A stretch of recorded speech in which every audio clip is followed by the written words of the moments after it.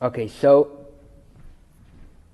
what we're going to focus on today is the topic of maras ayin. Now, I assume, or at least I'm sure, that everybody here has, to some extent, at least superficial familiarity with the concept of maras ayin, right? The concept that you're not allowed to do things that look suspect, right? If something is being done, even though it may in and of itself be permitted, but if it looks suspicious, then that it's in itself could be a problem, and one may not be allowed to perform such an action.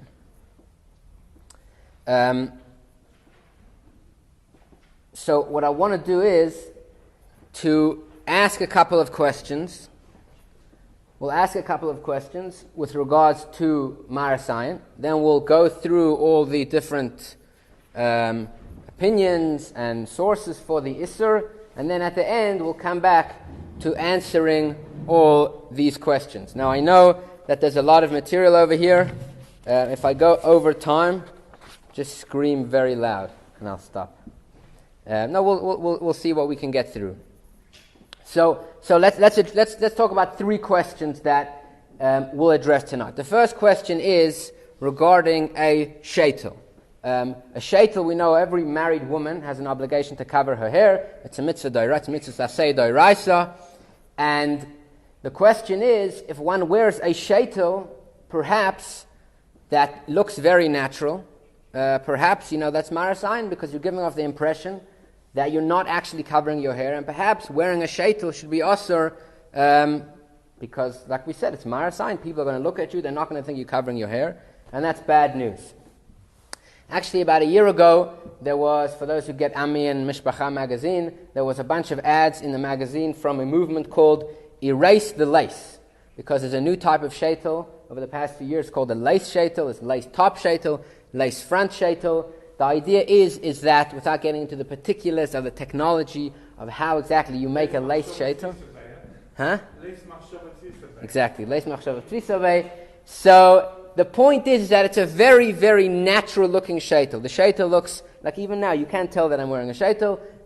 It looks incredibly natural, and therefore there was a lot of definitely chassidische rabbanim and chassidische poskim who came, not as in Chabad, as in other communities, who came out very strongly against these shaytels, saying that even though, as we'll get into later, there are shittas that say one is allowed to wear a shaytel, but such a natural-looking shaytel, a lace shaytel, is osur because of maras ayin, and there are potentially other issues, but we're not going to get into them tonight.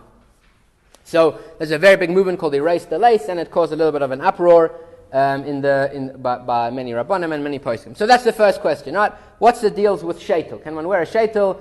Perhaps it's maras ayin.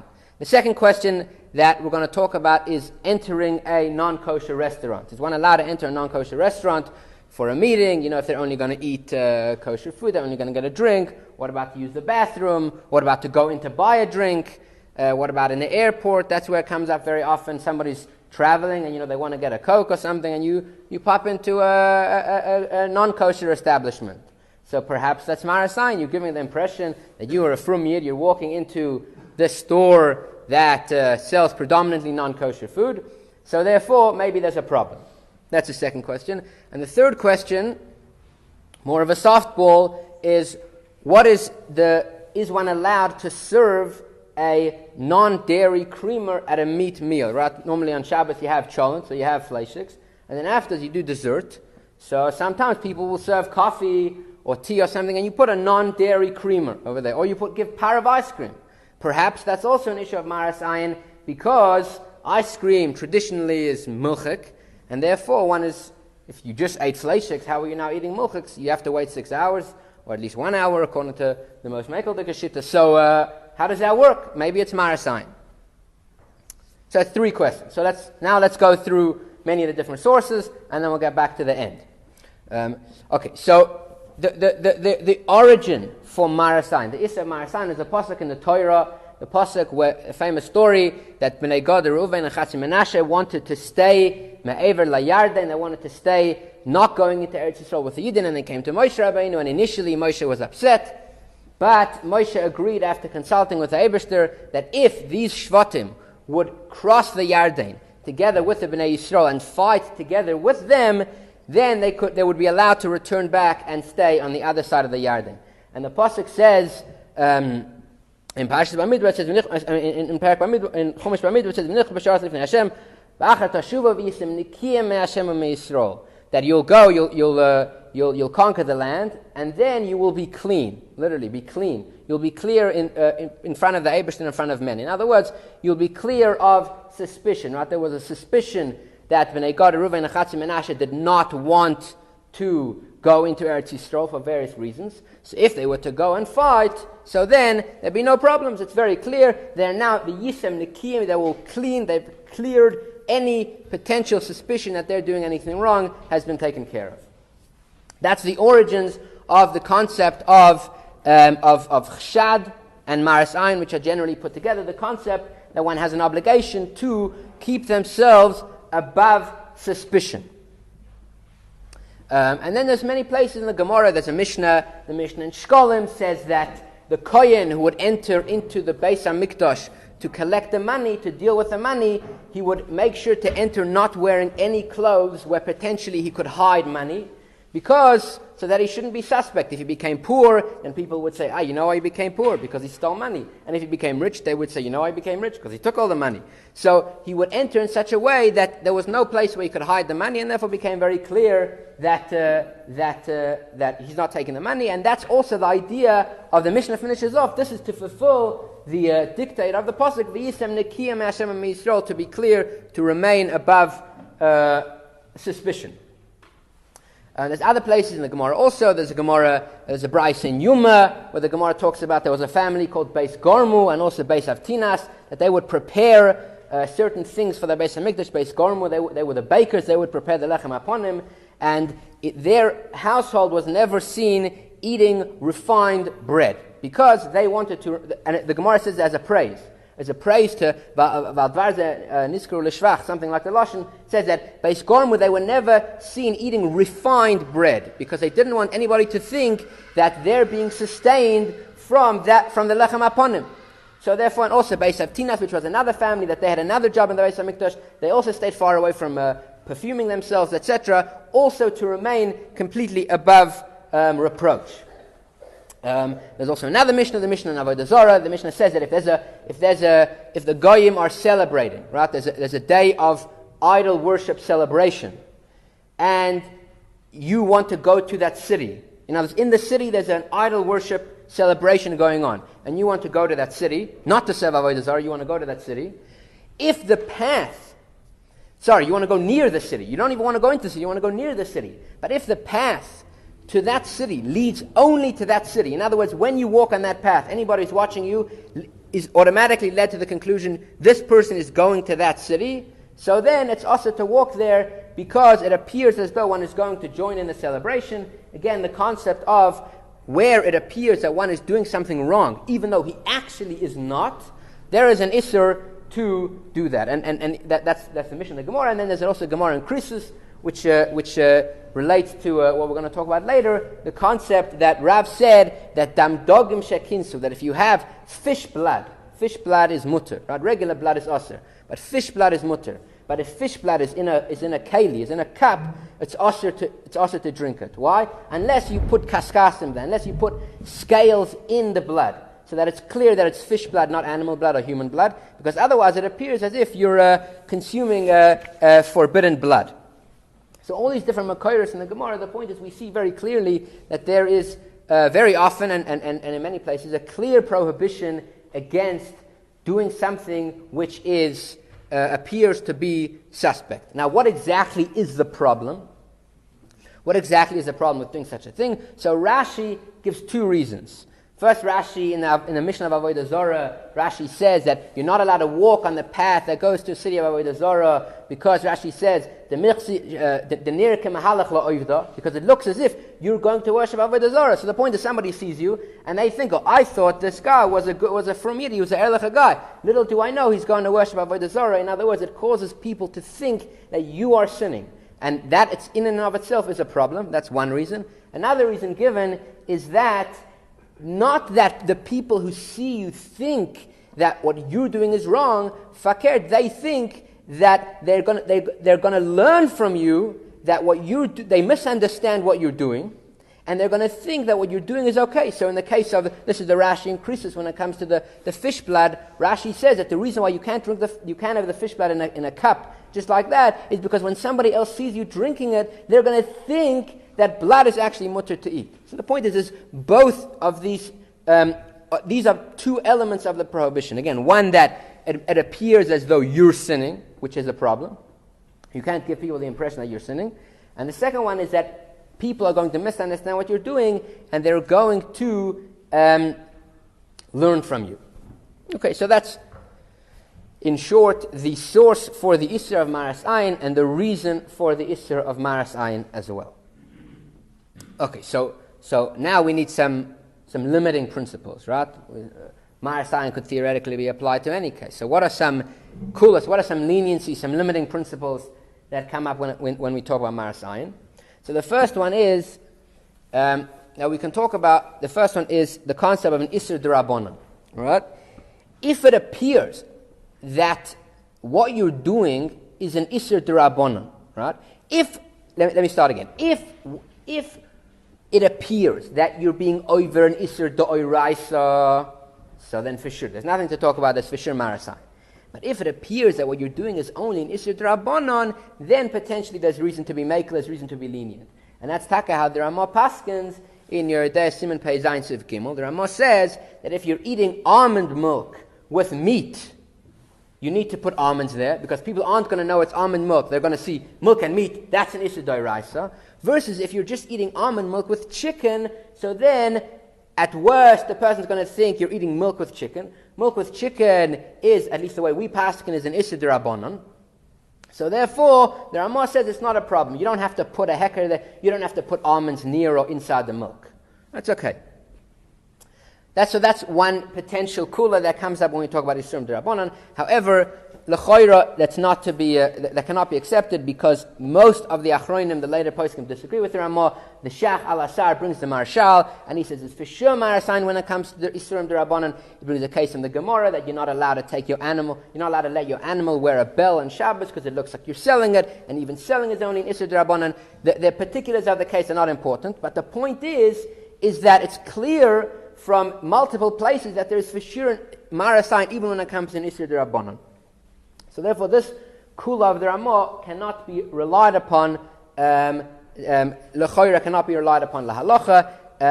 There is a Nachlas Tzvi who I brought in here in the paper who wants to learn pshat in the Ramah, that when the Ramah said that by Yisrim D'Rabbanan there's no Maras Ayin, that's bechadre chadora. That's in private. Regularly we know that Maras Ayin still applies in private. Even in private, Maras Ayin is still an issue. There's many reasons given, either because perhaps someone can see you and you don't realize, or if we let you do it in private, you'll end up doing it in public, or just the Rabbanan enacted a blanket gzeira, and therefore, they didn't differentiate between private and public. The point is that the Nachlas Tzvi wants to say that when the Ramah said there's no Maras Ayin when it comes to Isser D'Rabbanan, that's b'chadrei chadarim. That's in private. In private, we can already start to, finagle a little bit, so therefore that's where we can distinguish between Isser D'Rabbanan and Isser D'Oraisa. But the point is, in the context of our questions that we asked in this year, these are all very public. Wearing a sheitels is public. Having a non-dairy creamer, it's to some extent public, because you're having a meal and you don't know what people are going to think. And definitely going into a restaurant is public, etc. So that's the first potential kula that is Isser D'Rabbanan, but l'choira we can't take that on lahalacha. The second kula, which is based on the Pri Chodesh. The Pri Chodesh in the Shulchan Aruch on the Ramah. I didn't bring it down in the notes because I couldn't find it online, but I remember that he says it, so someone can check it up afterwards if you want. But it's mamish there on the Ramah. The Pri Chodesh says that he has his own way of learning. He says we're not authorized to invent our own Maras Ayins. We're not authorized to invent our own Maras Ayins. So therefore, only that which the Chachamim said clearly in the Gemara, in the Mishnah, in the Gemara, or perhaps the early Rishonim said is Maras Ayin, that's an issue. Anything else is not Maras Ayin. He says if we could invent our own Maras Ayins, so many things would be asur. He goes through a very long list of different things, and he says, yet we don't find anybody answering them. So therefore, there's no maras ayin unless the Gemara says it clearly. So that would answer very well all of our questions up here, because none of these are, perhaps the third one is discussed, like we said, there are more. But definitely wearing a shaytel and going into a restaurant, these are not discussed in the Mishnah and the Gemara. So therefore, l'choira, it should be permitted. There should be no issue of maras ayin. However, virtually none of the paskin like the Pri Chodesh. Everybody agrees that the Chachamim are authorized to institute new maras ayin gzeiros, and therefore we never take it on the halacha.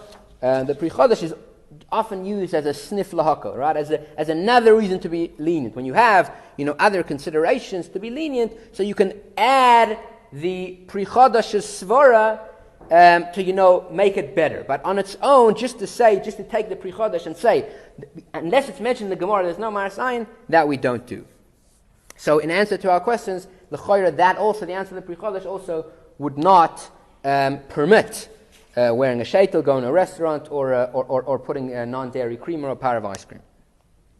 So now we come to the third kula, which is the one which is the one which we can apply to our case. I'm looking at that clock. It says 6:15. I'm getting nervous. That one says 6:09. Okay, let's get into it. What? Well, I'm happy you think so, but I don't want to get extra on me. No. Okay. No, we have time. I just didn't realize I was stuck 5 minutes behind. Okay. So the third kula, potential kula, when it comes to maras ayin, is based on a Mishnah in Kilayim. The Mishnah says everybody knows that you're not allowed to mix tzemer upishtam yachdav, but you're not allowed to mix wool and linen together. Comes the Mishnah in Shkolim, Perek Tes. The Mishnah says that silk with wool is also osir because of maras ayin. The Chachamim osir mishum maras ayin. Why? Because silk looks very similar to linen, and therefore, if someone sees you wearing a beged, wearing a garment of silk and linen, they're going to think you're wearing wool and linen. That's maras ayin, and therefore it's osir. Yeah. So that's the Mishnah. Now, if you look in the Tur quotes his father, the Rosh, who says that v'ha'idna, the meshi, motzoi, nowadays that silk is very common, right? Silk is very common. Everybody knows. Actually, I'm going to stay away from the words everybody knows, because I want to be specific in my words. Silk is very common. So therefore, the concept of wearing a silk garment is not like, out of this world. And therefore, when somebody sees a garment that potentially looks like wool and linen, it's very shayach that it could be silk and linen. So therefore, there's no maras ayin. Again, silk and wool, thank you. In other words, because it became common, because it's motzoi, so therefore, there's no longer a problem of maras ayin, and the Mechaber and the Ramah Paskin clearly like this as well, that in a place, or in a case, where something that could potentially pose the threat of being maras ayin, if it's motzoi, if it's common, maras ayin does not apply. Okay, so those are three possible kulas when it comes to maras ayin. Now let's turn back to our questions and answer the questions one by one. We'll go, like I said, from the minakala covered from the softball to the more complicated one. So when it comes to non-dairy creamer or pareve ice cream, all the kashrus, I'm not going to say all because I don't know, but as far as I understand, all the kashrus agencies and all the rabbanim and all the poskim and even Rabbi Yosef and Yechav Das, who it's important to mention him because he is very against sheitels. Even Rabbi Yosef paskins that nowadays these foods are so common. Margarine is so common. Non-dairy creamer is so common. Pareve ice cream is so common. There's no concern that someone's going to sit there and is going to think that, this guy's serving me milchik ice cream right after we ate cholent, so therefore it's for sure permitted. And as my shver mentioned, connection to Pesach, the same thing could be applied to matzah meal, right? We don't do gebroks, but for people who do, or on the 8th day of Pesach, how could you make gebroks? It looks like chametz. It looks like you're making a regular kneidlach, right? So the word is, because it's so common, the concept of matzah meal is so common, so therefore the whole issue with maras ayin falls away. There's no problem with maras ayin. Okay, so that deals with the first question. Let's move on to the next question that we dealt with of going into a non-kosher establishment to either buy a drink or go to use the bathroom, etc. Okay, so here it's important to mention that when it comes to Maras Ayin, Reb Moshe Feinstein has a few tshuvas about this. I can think of 4 tshuvas that he has. Maybe there's more.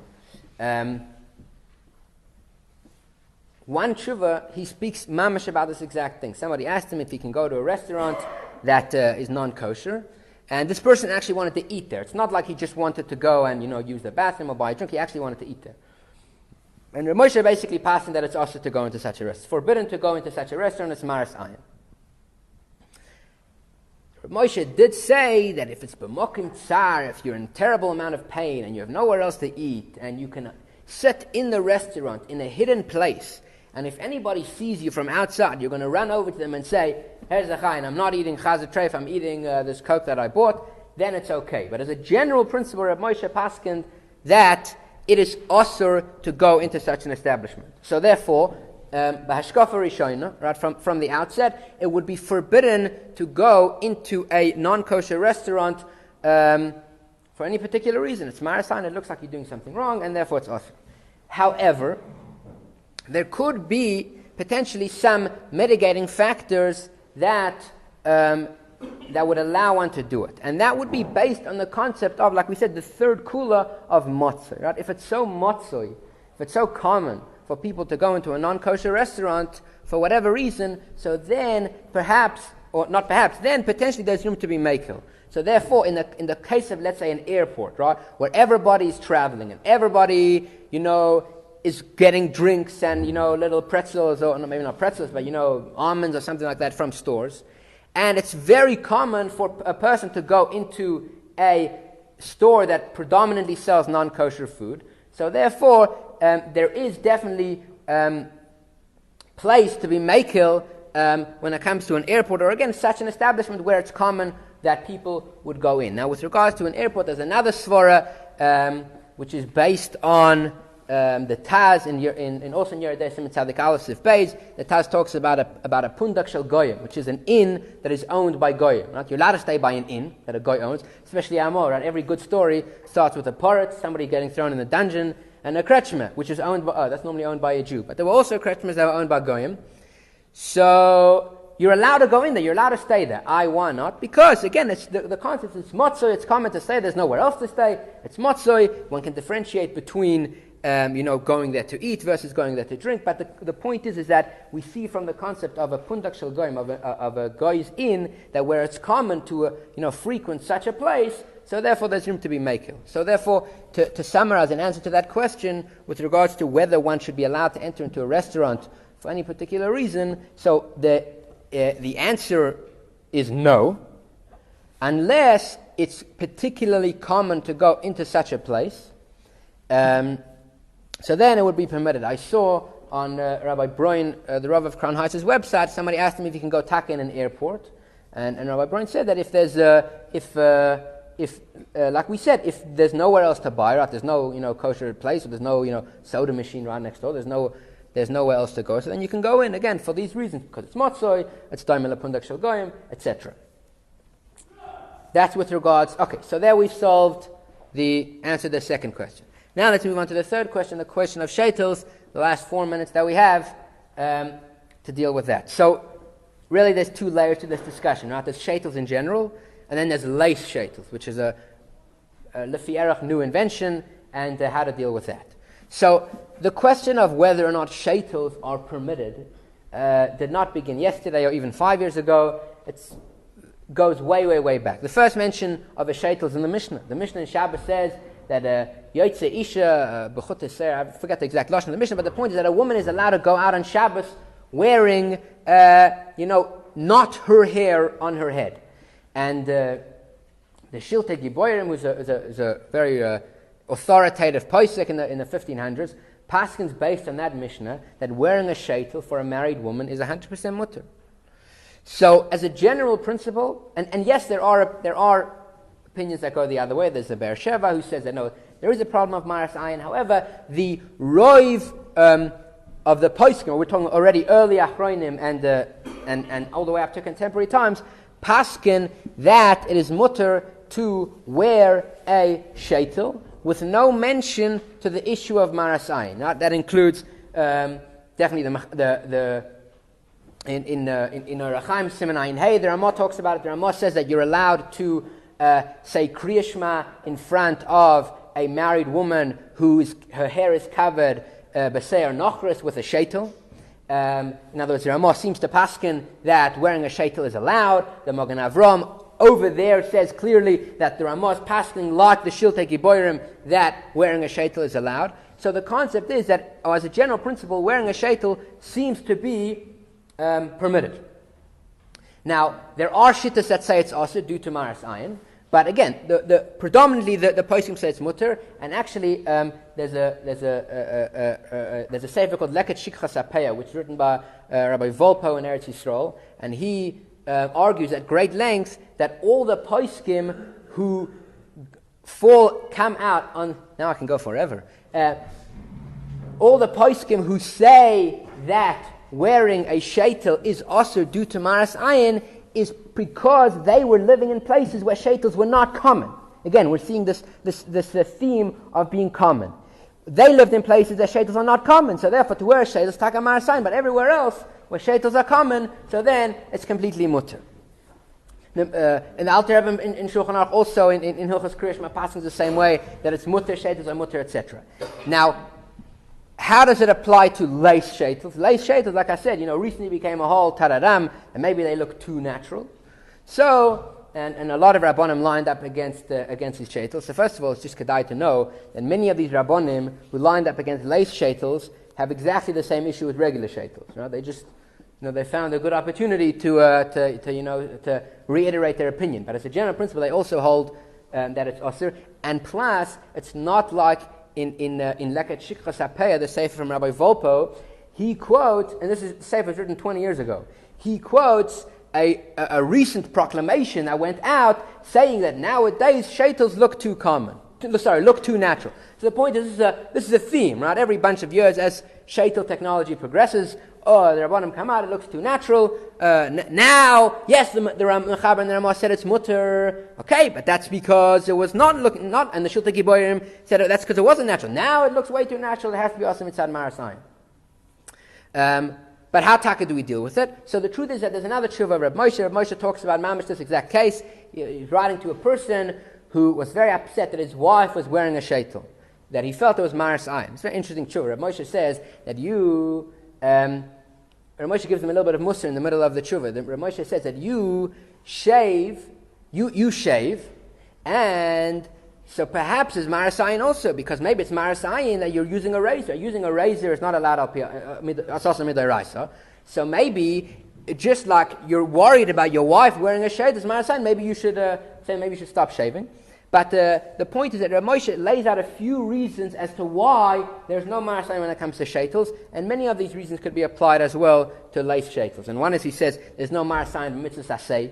Right? All these cases we were dealing with before about maras ayin is all by lav and by lois asses.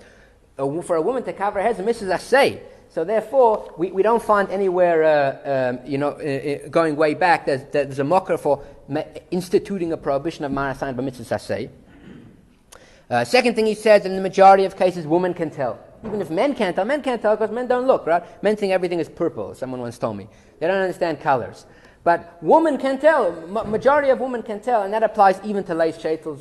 I confirmed this with many noshim tzidkanias. You can see clearly that it... not see clearly, but in roiv cases, one can still tell that a lace sheitel, though it looks very good and it looks very natural, it looks very beautiful, but one can still tell that it's a sheitel. Another potential consideration to say why lace sheitel should also be mutter is because nowhere in these poskim was there any mention of anything to do with maras ayin. Nobody says, the Shiltei Giborim doesn't say you can wear a sheitel as long as it doesn't look natural. There's no mention of that, and therefore there's no reason to come along now and say that all of a sudden we should be concerned for maras ayin. And then we can say two more points. One is that also, like we mentioned before, the concept of motzoi. Nowadays, lace sheitels and natural-looking sheitels in general are motzoi. They're very common. So therefore, again, once something is common, there's no reason to be machmer. And a last point, which is which is mentioned in the Sefer Leket Shikha Sapeya, he talks about the concept that Rabbim lo chshidi. That's something that the Rabbim do. Rabbim are not kosher. The public are not suspect. If it's one person doing one thing, then it's okay. But as a general principle, the public is not suspect. So it's similar to the concept of motzoi. The idea is if something becomes so prevalent, so therefore there's no reason or there's no basis for saying there should be an issue of maras ayin. So just to summarize, I know I went quickly, but we asked 3 questions as to whether there's maras ayin when it comes to sheitels, going into a non-kosher restaurant, and putting non-dairy creamer. We gave all the sources for maras ayin. We gave the reasons for maras ayin. We said 3 kulas about maras ayin. One is the serum derabanan, which we don't like. One is that there's no new maras ayins after besides what the Mishnah and the Gemara say. And the third one is that's something that's motzoi. And we found how all these 3 cases, because these assuming the facts of the case line up in such a way that it is motzoi, there is definitely reason to be makil. I apologize for going over, and have a good night.